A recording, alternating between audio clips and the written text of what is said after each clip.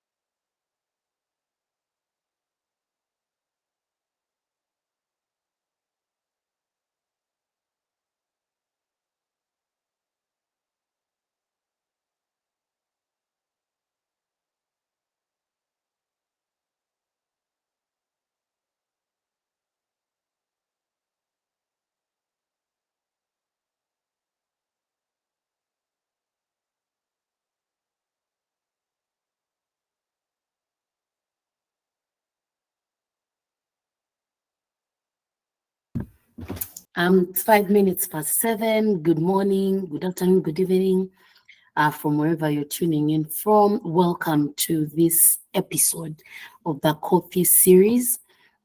I would like to recognize everybody on this session today who has made it for all the coffee series that we have had since the beginning of the year. Would like to quickly get into the conversation, but first, to really thank our speaker for the day, Sarah Mukasa, for accepting to speak to us today. We know how busy you are, so we do not take it for granted that you have dedicated this time to speak to us. For anybody that is not familiar with Sarah, but I really doubt, Sarah Mukasa is a Pan-African feminist and has been supporting, organizing, but also actively participating in organizing around liberation of women in Africa. And she's currently a division head at the women's program at the Open Society Foundations Africa. Thank you so much, Sarah. Perhaps you could say hello in a minute or two, and then we'll get into the conversation. Thank you, Elizabeth. Good morning, and good morning, viewers and participants. Good afternoon, good evening from wherever you're joining from. Just a quick correction. I was the Women's Rights Division Director at the Open Society Foundations until January of this year. I am now a free agent. Yeah. Oh, Thanks. all right. Thanks. Okay. All right. Thank you so much for that clarification. And if you have heard the name Sarah Mukasa, you'll know that many times when we speak about Sarah, we are speaking about philanthropy, we are speaking about feminism, right? So today, Sarah will be speaking to us about something that is very important at the moment for many of us that are working in the NGO space, but also for women lawyers that are interested in the protection of rights of women and women lawyers that are part of FIDA, or those that are part of different other spaces where they are pushing for this. I think the question of a feminist future for development, but also a conversation on how women can lead, on how the current funding for development in Africa can be done in ways that do benefit women and lead to greater equality, especially here in Africa. So we'll have our first question, Sarah, on what you are seeing as the current trends in the global north, and maybe Sarah, as you speak, would like for you to just clarify for anyone that may be in the news in the space and is not aware of what quote unquote global north is and quote unquote what global south is, and maybe any clarification on terminology if there may be need. So what do you see as the current trends in quote unquote the global north to the global south funding that have affected, right, how organizations that are currently doing work on protection of women's rights in Africa? What do you see as the trends that are affecting us, people in FIDA, people in Akinamama, people in Faode, people in Akford? How do you see the current trends of that kind of funding at the moment? Well, thank you, Elizabeth, and I hope that everybody can hear me clearly. I can hear you clearly. Yes, it's 7 o'clock in the morning, which is a great time to organize a convening, because I think internet at this time in the morning is the traffic is a little bit slow. But your question, let me just start with some context and why the global north is important. By the global north, we mean the United States, Europe, UK, and possibly Canada. I guess why it's important to look at those trends. I guess from the funding and development point of view, these have traditionally, and when I talk about traditionally, I'm talking about the last 20 years or so, although it goes back way beyond that. These are the countries from which funding for women's rights in Africa have largely come, and which has supported NGOs like FIDA and other civil society organizations that have been advancing women's rights over the years. And I would like to make a distinction also when I talk about civil society. For the purposes of this conversation, I'm going to talk about NGOs largely, which have been, I would say, at the forefront, largely pushed by those donor funds, at the forefront of the fight for women's rights and for gender justice on the continent. And so I think in the context of that, it's important to understand how those traditional senses, whether they were bilateral, talking about government to NGOs, multilateral, talking about World Bank and other,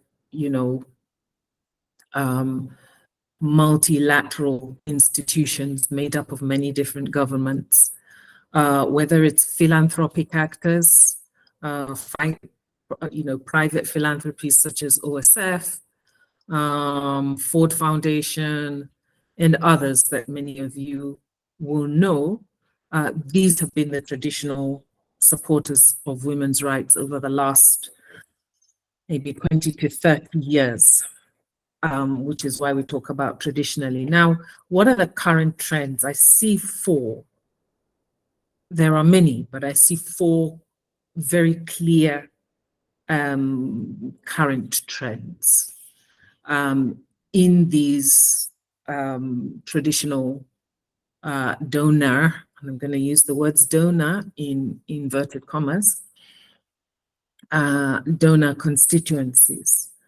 First is that we're seeing a shift to the right in politics in those countries, to sort of nationalist, populist governments.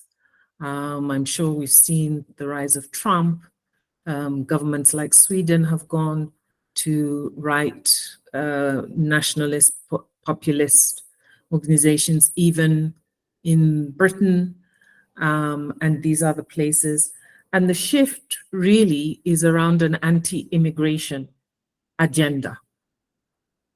As these economies are beginning to age, there are lots of problems that these governments feel they should concentrate on their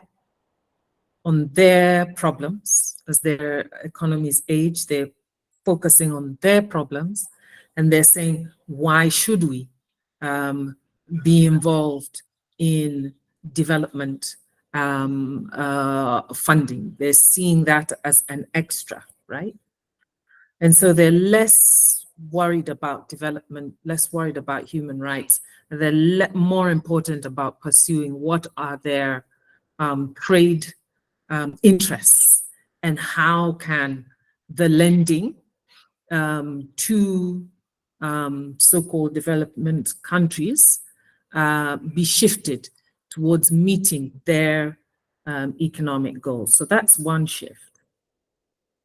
At the global level, we're seeing a shift in power. People talk about the unipolar. For the last sort of 30 years, the US has really driven and shaped global foreign policy. But now with the war with Ukraine, and I think lately with Gaza, but also with the emergence of other economies such as China, we're seeing that global dominance being very seriously contested. People are calling it a multipolar shift in which the balance of power is shifted amongst many different actors. And that means something to the funding for women's rights, or to the development of the future with women's rights at the core, because the new entrants, we don't necessarily know or understand what it is they're doing, but we see them very clearly involved in countries like Africa. The Gulf states are operating in countries like Sudan and supporting, one side of the conflict in Sudan. They are very invested in military type engagements with government, and far less interested, I think, in what we have understood as traditional sorts of human rights. And therefore, that creates an impact in where these resource channels will continue to come from at that global level for the kinds of work that FIDA and other organizations do. Of course, we have to pay attention, I think, to the growing anti-human rights organizing around the globe. And that is largely weaponizing women's rights. We see the reversal of Roe versus Wade in the United States. We're seeing more and more,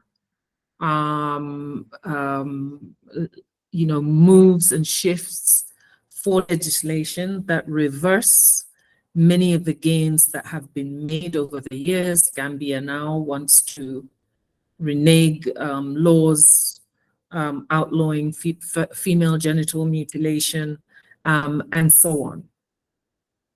And then the last thing I will say is that into this field, added to that mix, is the growing number of new entrants into this field. We're seeing more billionaires, philanthrocapitalists, we call them, many of whom are in Africa. There are over 45 in Africa.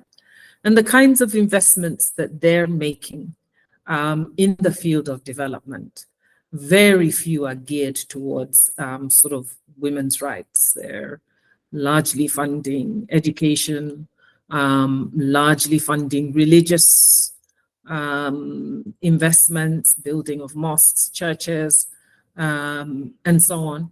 And all of these have an impact on what the future of funding will look like for women's rights. The implications being that it will be much more difficult, that it will be much more dispersed, and that it will be, there will be less coming for civil society organizations, NGOs, and there will be more bargaining with governments, more elite engagement as people seek to jostle for influence on the global stage. So that's at a sort of macro level, a kind of introduction, wading in, a contextualizing of this discussion, Elizabeth.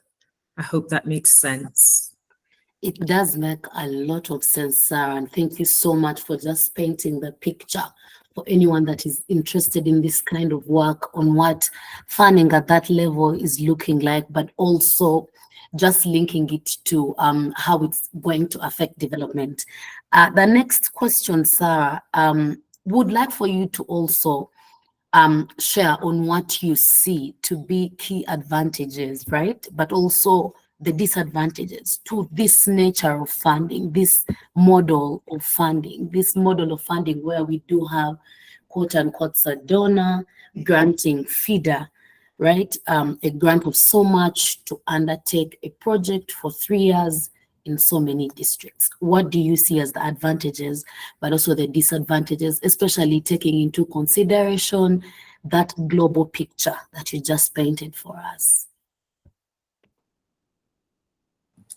Okay, I mean, the advantages over the last 20 to 30 years, I think are threefold. I mean, I'm talking about key advantages.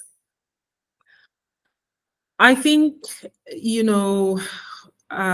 don't know what the lifespan or the age profile is of those people who are listening today.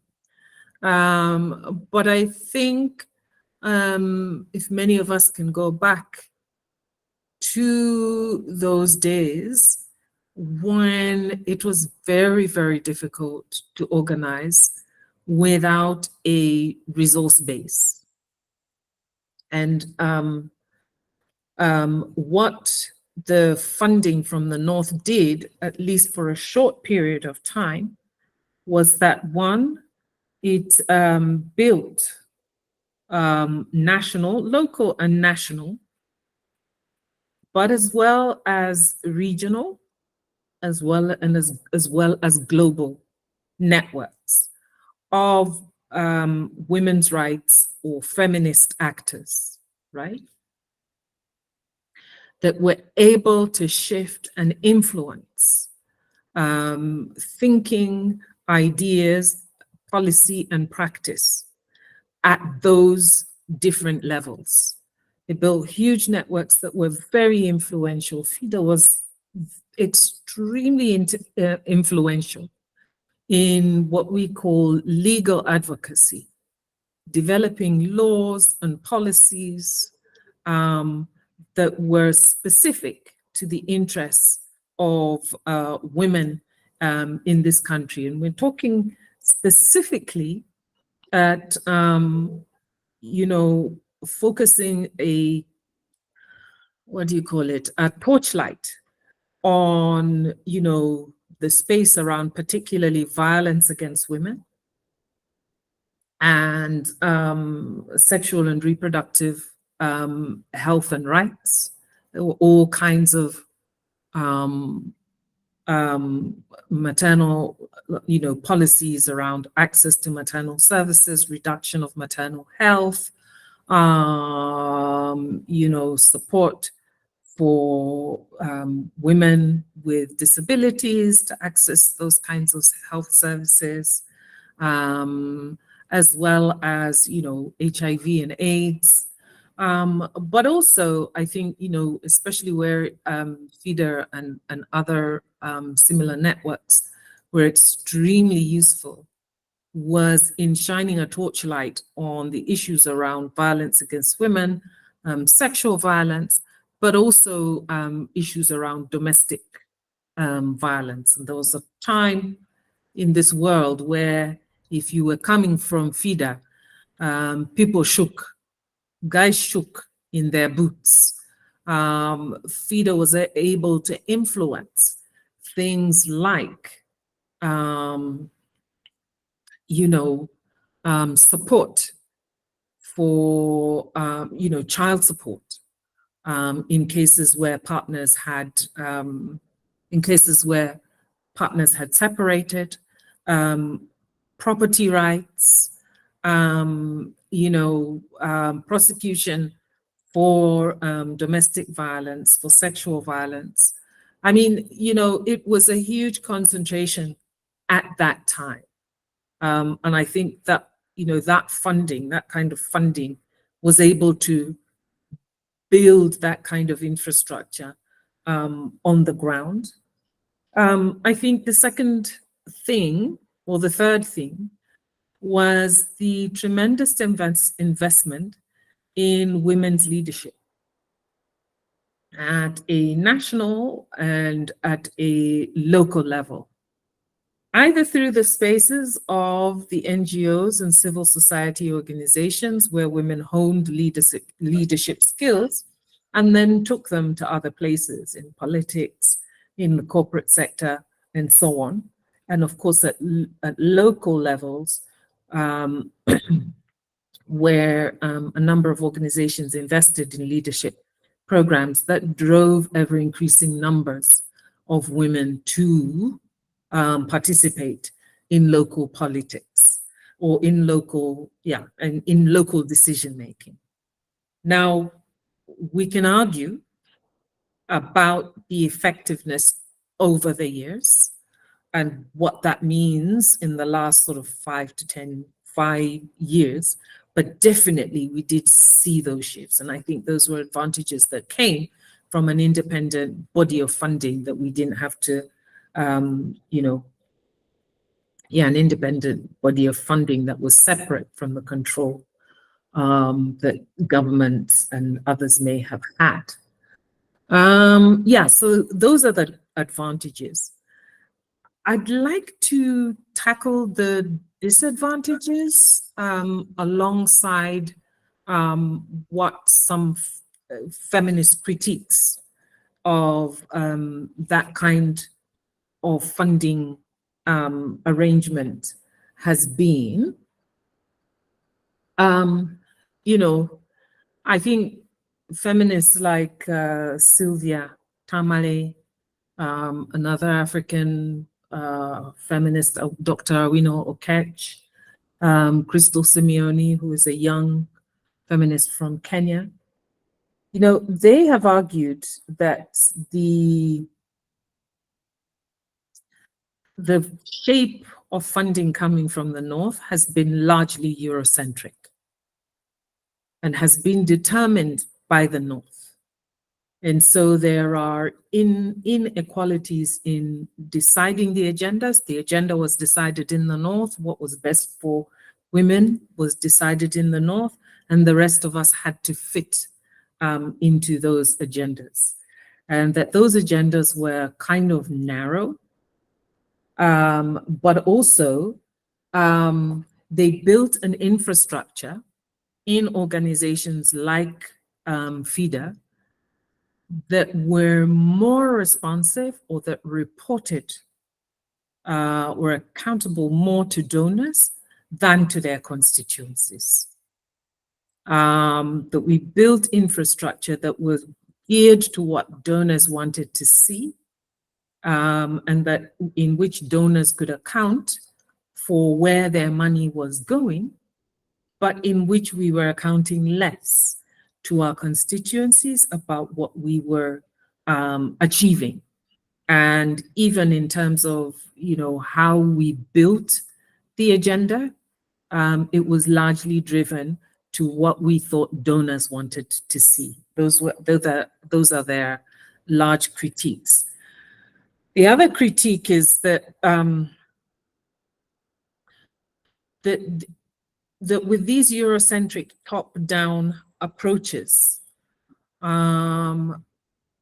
we had a very narrow understanding of what human rights and what women's human rights really meant. So, for example, when we were dealing with issues of violence against women, we were largely limited to the narrow space of addressing harmful cultural practices, genital mutilation, child marriage, what else? Polygamy, and so on. Those are legitimate concerns as far as the women's rights, women's rights agenda is. But they weren't women's rights concerns in their entirety. So, for example, even as this funding was coming in, we had been under a neoliberal sort of global policy order, which drove inequality in two key ways. One was a disinvestment in social services by the state, like education, health, and so on, and rendering that space to market forces, including donors. Now, and sort of the privatization of all state enterprises and so on. This has shifted what was a picture that was called by these feminists economic violence, in which the burdens for the provision of health education shifted largely to women and has driven inequalities or has had specific impacts on women that have driven inequality further, that have driven violence against women further, as we saw in COVID and those other situations where we saw a reversal of many of the gains that we were making. Therefore, this narrow interface with women's human rights has overall had a detrimental effect because we have not looked at the causes of these or the drivers of these inequalities, which in many feminists analysis are largely to do with the economic policies that have driven where we have gone.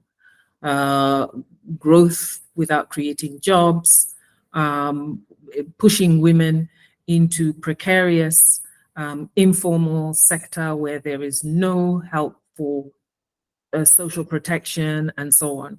And we can see that women are again being impacted by that inequality and impoverishment, which also, by the way, has a very racial profile to it.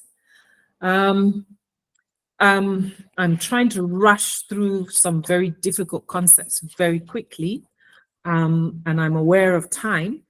And let me just concentrate a little bit more on what the other disadvantages and critiques have been. One of the key critiques has been that this kind of funding, especially over the last 12, 13, 15 years, has largely been in terms of short-term project-led funding. And that in particular has been very, very prevalent in Africa in ways that it hasn't been in other parts of the world, right?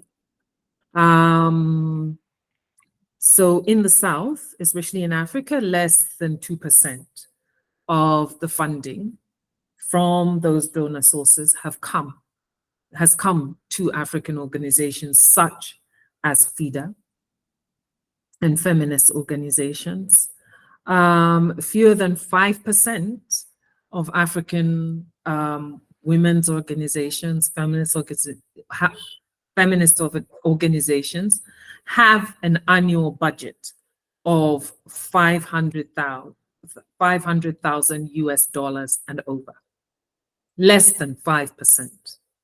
And you can imagine an annual budget of 500,000 to address all the development problems that organizations like FIDA are trying to address is a very difficult ask, right?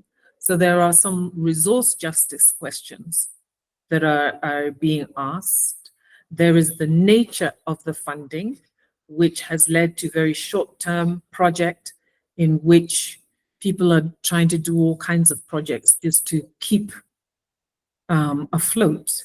And that has drifted from, and that has caused people to drift from what is their vision, what is their mission, what is their politics. The sort of technical approaches to development have sort of won over the day, instead of the driving emphasis around what is our politics, what is our philosophy. And of course, it has led to very unhealthy competition amongst the players where we should be joining forces. And it's led to sort of fracturing the movements and, compromising on their effectiveness. So that's what I would say, Elizabeth, and sorry for talking for so long. Not at all, not at all. We are doing a lot of learning and a lot of reflection on what in-house it's looking like for us. So please do share as much as possible. And Sarah, for the next question, I feel like you touched these a bit, right? But if you do have any other that you would like to share, please do that. But if you feel like you have covered this question, we could move to the next. And the question is about any key feminist critics in respect of this nature of funding. Are there any other feminists, especially those in Africa, but also those really in the philanthropy space? Are there, any feminist critics to this model of funding? Yes, I've named a few of the feminist Yeah. critiques. People like Sylvia Tamale, Awino Okech. But there are so many. There are some from Ghana, Georgie, Shikata, and others, Charmaine Pereira, Amina Mama, who have long been critiquing what we call development aid, philanthropy, all of those issues that point to one, like I said, the racialized nature and the way in which distinctions seem to be made about how resources go to northern based organizations, US, global organizations, and the way that funding comes to African organizations, which is very short term and project driven. And African organizations are never considered global actors, even though many of them do engage in the global space. I mean, we come from Africa. What happens in the globe hits us in very specific ways because of our relationships, our historical relationships with colonialism, our historical relationships with how our economies were developed. Whatever happens in the North has a direct impact on us. And so a lot of what these philanthropies and actors wish to challenge in the world out there, in many ways they are reinforcing those inequalities and reinforcing this worldview that the ideas and the standards to which we must all aspire are driven by the North. So even language around development, as though there is a standard of development that we must all aspire to, which is largely driven by this very same players from the North. They talk about things like capacity building, institution strengthening, and so on, which seems to suggest that if we don't conform to a certain notion of how civil society should be, then we're somehow in need of development. Things like aid, terms like aid, terms like donors are also being challenged because, it's still a fact that more resources leave Africa for the economies of the North than actually return to Africa in the form of aid. And that the aid is really tied to pursuing what the interests of those so-called aid, donor aid. What are their own interests, rather than supporting, authentic, homegrown, ideas and aspirations about what our own development should look like. There is no end goal to development. We can see a reversal of development in the global north as well, with advent of people like Trump and others. And so, what are we aspiring to in Africa? This notion, for example, that Africa doesn't give, that philanthropy doesn't happen in Africa, that is only the North that gives to Africa, and many feminists are challenging that. We can see that largely the philanthropic and donor actors are largely driven by, men who decide what the agenda is, and that it's as if women have no ideas to offer, feminists have no ideas to offer, and yet for many years, feminists have been critiquing these approaches, which now in institutions such as the World Bank and IMF are actually saying, well, actually, neoliberalism has driven inequality. It has driven the abuse of the environment, all the things that we on the continent have had the least imprint on, but are paying the highest prices for, are, now on the sort of agenda of development. And even then, ideas about how to address them are emerging from the north rather than from the continent here. So I think, and certainly in the case of, do Africans give? Does philanthropy happen in Africa? Feminists are leading in really trying to make visible the forms of giving that happen on the continent, just to challenge, again, that power relationship, because this is our analysis as feminists, right? We say that it is the relations of power that are at the center of our economic, our politic, and our social institutions, and that those relationships of power decide who gets and who doesn't, who decides and who doesn't, right? And so the analysis around power and how that is used to exclude certain people, in this case, women, and gender diverse communities, is at the center of the feminist analysis around philanthropy and how it reinforces some of those inequalities. Thanks, Elizabeth.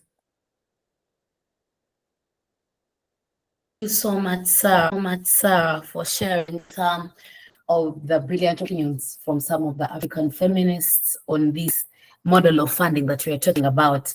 In closing, Sarah, and to just leave a few minutes for any questions from the audience, how are feminist groups that either you've worked with or organizing with or supporting, now that you said you're a free bird, how are those feminist groups and organizations embracing alternative and independent models of funding? Okay, this is another long answer. But I will go back and say that, again, feminists are arguing that what we do in philanthropy must be informed by our principles and our political understanding of what what a feminist future should look like. So, for example, power relationships in terms of who decides where resources go is one of those areas. Another area is this whole notion about self-sufficiency. I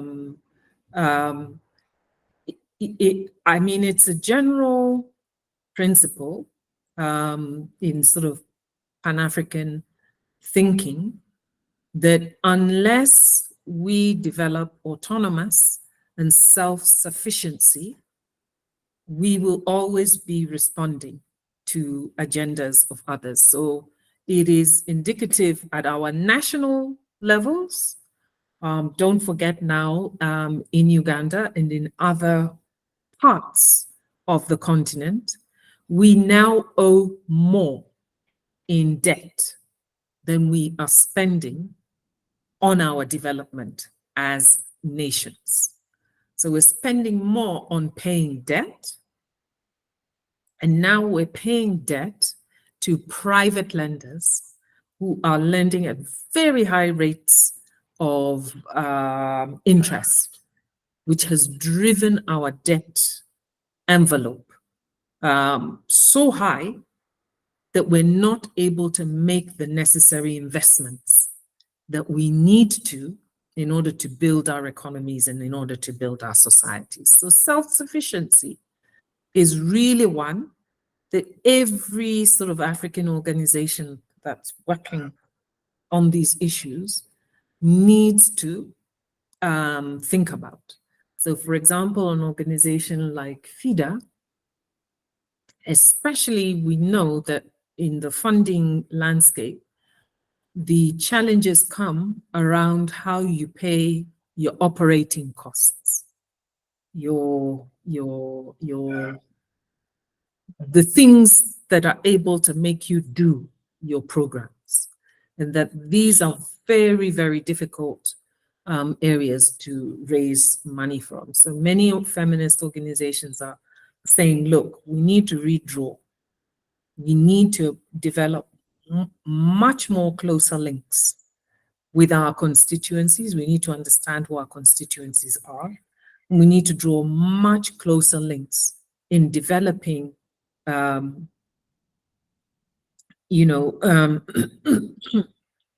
responses and solutions that are rooted in their experiences. We need to speak differently about these issues. But we also, if we do have constituencies, are they willing to invest in us? And if not, why not?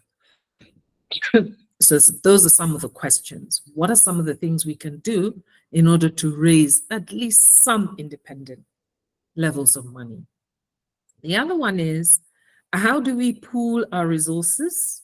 Our problems are getting much bigger, much, much larger.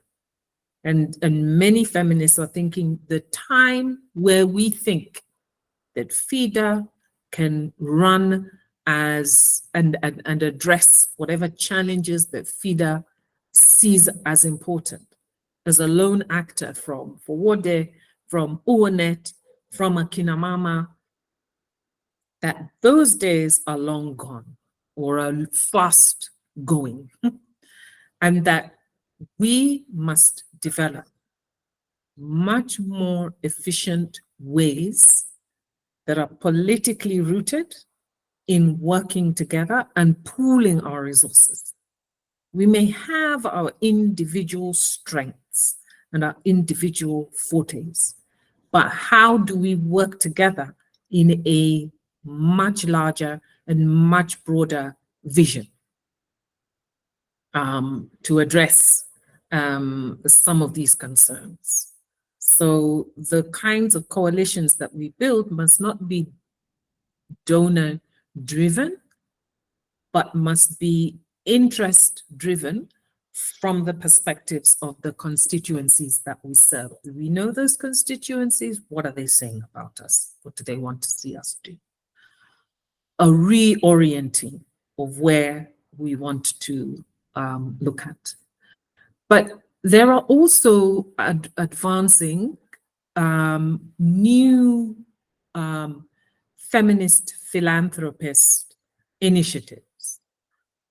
We've seen the women's funds on the continent. I used to work for the African Women's Development Fund, which was established primarily to say, we want African solutions, we want African feminist solutions, excuse me, to our problems. And so it's not just the funding that we need, it's about making the decisions about where that investment goes. So process is just as important as getting the money at the end of the day, and a long-term commitment to working with the partners through their journey. So it's more about building institutions rather than running projects. Yeah, many of us are teetering on the brink of extinction because we're just running projects, one project after the other.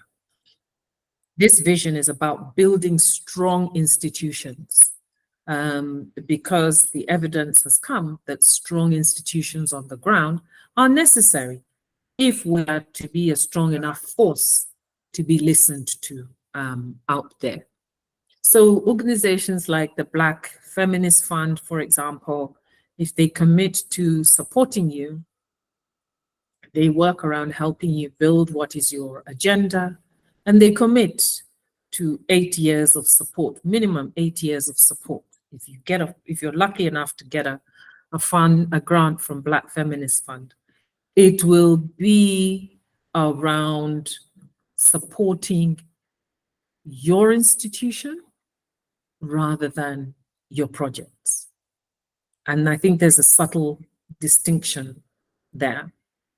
And of course, there are other feminist influencers, individuals who have also done the same. They're not interested in understanding what the project is trying to do in the micro details of the project. They're really trying to understand, how does this organization or this coalition see itself in the world? And how does it see itself in terms of shaping? Where does it see the opportunities to influence? And how is it aligning itself towards shaping those opportunities? It's support for ideas and ideation and knowledge building rather than specific projects of, we're going to train 500 women in leadership development.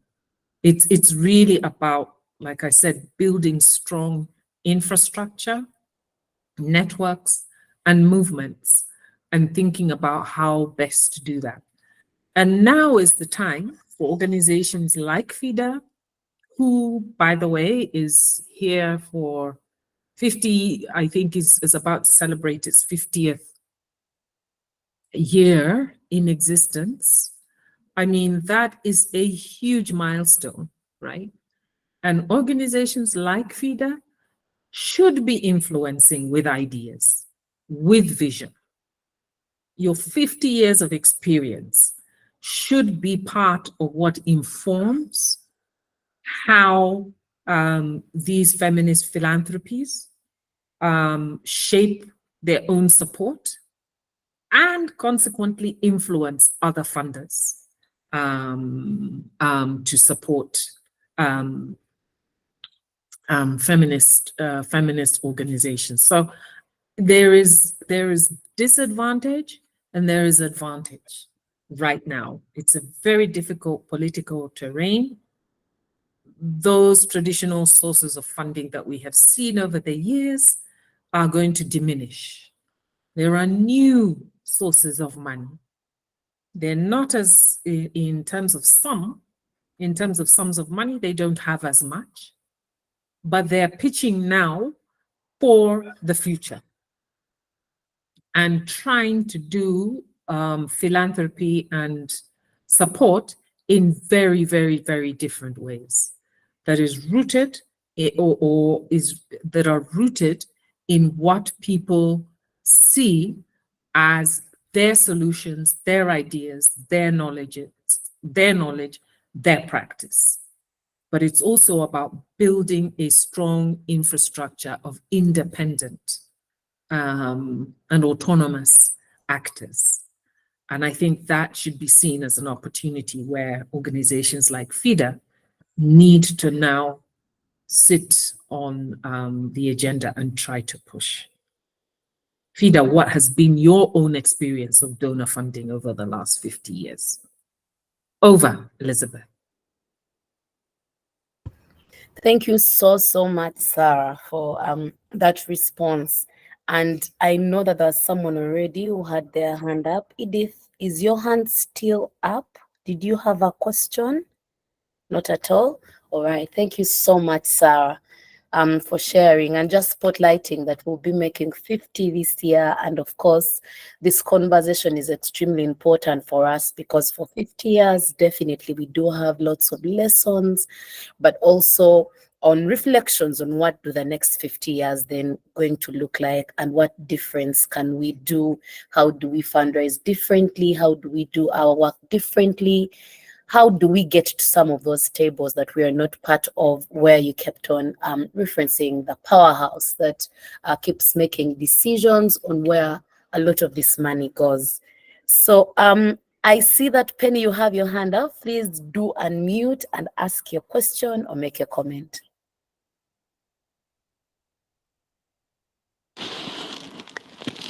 Elizabeth, I was just clapping. I was doing an emoji for Sarah. I think it's been a very informative conversation, and I'm grateful that you get to share your wisdom, Sarah. Thank you so much. I appreciate it.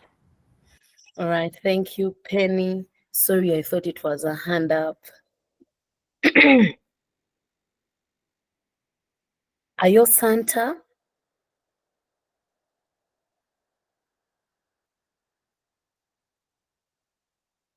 Santa, is your hand up?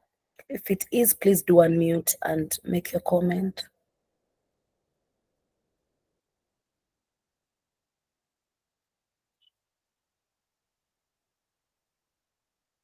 All right. I don't know if Santa, you're able to unmute, but if not, if there are no other questions, comments, Kirunga Joy, I see your hand is up. Please unmute.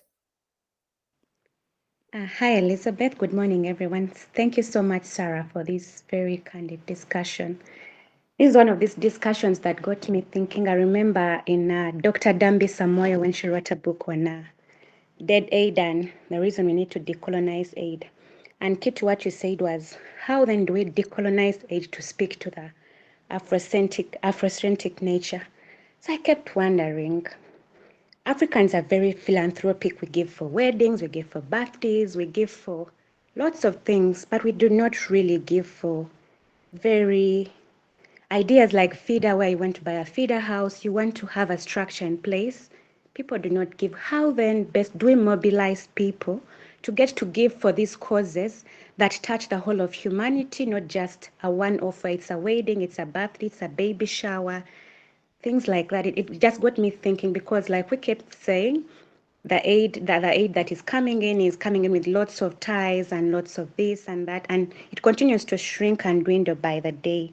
So how do we get to mobilize people to give more to the causes that influence for a greater good, what we'd call utilitarianism in the longer run? Thank you. Thank you so much, Joy. Sarah, do you want to respond to that now? Yeah. Okay. Sure. And thank you for that question, Joy, and thank you, Penny, for the comment. There are no easy answers. I mean, these are some of the things that we are grappling with. But the truth of the matter is, if the thing is important to people, they will give to it. That's the truth of the matter. So organizations such as us, I have to ask ourselves, there are serious democracy questions that are asked of, the donor infrastructure and the impact that it has had on us. Remember, I had said that a lot of it has ended up in us being, very responsive to the donors, because we have to be. If we don't respond to them, they don't give us the money. But in what way have we been responsive to the needs of our constituents? So the questions we have to ask ourselves are, what makes us attractive to our constituents? What are we giving to the constituents that they really value? And that that if this goes, if there's a threat of this going, that the constituents would say, let me give my money, however small, I don't want to see this go. Those are some of the tough questions. They're tough questions, but if we can answer them, they offer us some freedom as well. Because it means that we need to enter into new relationships with our constituencies. How many of us have done, surveys with our constituencies about how they experience us as organizations, about what they like about what we do, what they don't like about what we do, what they want us to do, what they want to see us do more of. That kind of orientation of us towards really understanding and getting better buy-in from our constituencies that is not mediated by an external source of money that has given us something to do for people down there. Am I making sense, Joy? Yes, you do. Yes, you do. Okay, thanks. Those are some of the tough questions we have to ask ourselves. We have to reorient ourselves to. Again, we also need to understand our own power and our own privilege and assess it, in terms of how it helps and hinders us in terms of what we want to do. Thank you. Thank you so much, Sarah. I think we touched some of the questions our team lead here usually asks about our beneficiaries. There's so many clients that we have worked with for the last 50 years. Are we able to have them come support FIDA as we celebrate 50 years? What do they see as our contribution to their lives, to either bettering them or furthering their goals, or furthering any of their dreams that they don't have? It's 8:02. These sessions usually go on for an hour, so that means we come to a close of an extremely informative, exciting session. And Sarah, thank you very, very much. You leave us with so many answers, but also so many questions for reflection. And there couldn't have been a better time for us to have this session than when we are celebrating 50 years of existence. So thank you very, very much, Sarah. And thank you to everybody who has made it to this coffee series. Catch you the last Friday of May, and have a happy Friday. Thank you. Bye-bye, everyone. Bye-bye.